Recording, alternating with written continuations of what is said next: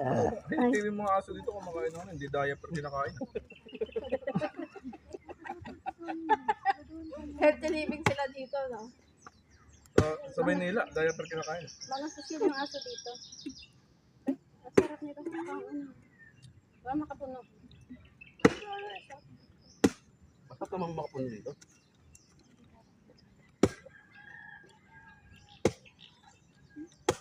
Naman ayaw. Raman! Halika! Huwag ka na mahiya. Hiya ka pa eh. Halika! Halika na!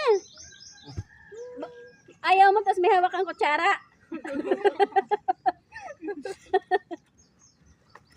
Joey, kagatin ka niya. So, Ano yung sabaw? ayaw daw niya. Pero